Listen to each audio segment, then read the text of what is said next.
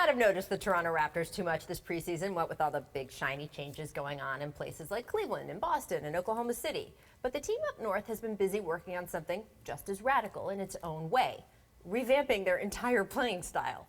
Toronto wants to look more like the Warriors or the Rockets on the offensive end of the floor. And of course, the simple answer to that is, who doesn't? But the Raptors do think they can achieve their own version of it. Step one this preseason has been trying to improve ball movement, asking players to improve spacing and focus on assisted baskets.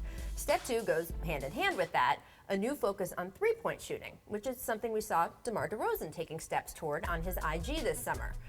This is where we'll remind you that DeRozan, who can be deadly from inside the arc, has been below average as a three-point shooter his entire career. And really, so far in this preseason, you could put it this way, that all the Raptors as a group have been shooting a tremendous amount of threes, just relatively poorly. Last night against Portland was the third straight game that Toronto exceeded last year's season high in three-point attempts, yet they only actually sank 29% of them. Of course, training camp is where you are supposed to work out the bugs, but the Raptors are managing other questions as well, like will Norm Powell live up to the boatload of money the team just agreed to give him? Will they miss Patrick Patterson? And of course, the most important question, is this strategy change that basically thumbs its nose at what had been perceived as Toronto's biggest advantage, continuity, is it smart? For a long time, the Raptors just wanted to get back into the postseason conversation. Then over the past couple years, we've seen them clearly grow less happy with just happy to be here. Now we'll have to see if they can get any further than that.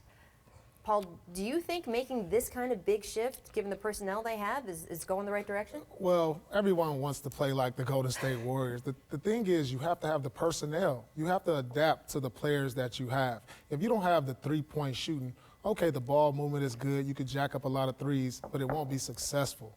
So, they're talking about going in the right direction, but to actually go in the right direction, you have to add the players that can fill those voids of three-point shooting and ball movement. So, to me, they're still a treadmill team. Everybody else has gotten better. Treadmill team is a fantastic expression. Boston, Cleveland got better. So, to me, they're talking about it, but as far as doing it, I'm not quite sure.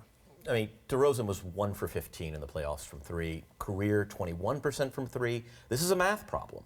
Right. And in the modern NBA, I don't know how good can your team be if you're two, who, by the way, isn't an elite defender, right, is playing with a Valanciunas who's not a range guy either. How good can a team be in 2017 if your two doesn't really stretch out to the line? I mean, it's like trying to tell Yogi Bear to play at a fast pace. I mean, you have to you only can do so much with the personnel you have. So, I'm not quite sure. It's good to start the talks, right, but you have to have the personnel. I understand the frustration, though, because they've been a very successful regular season team playing to their personnel, right? They almost took it as a point of pride that they had a different strategy while the league was going a different direction, but it just never worked ladies in and the gentlemen, playoffs. the Memphis Grizzlies. Right, exactly. Okay. I mean, Toronto was getting itself blitzed in the playoffs, right? They're two key players. I don't know what you do there, especially when you've just re-upped DeRozan in the last couple of years. You just got to get better talent. I mean, simple and plain, that's going in the right direction. Right, which is hard to say when you've got DeMar DeRozan and Kyle Lowry, two all-stars, and yet, as you say, maybe not fitting the way that they want to play. We'll have to see if they can pull it off. That's what preseason and training camp is for.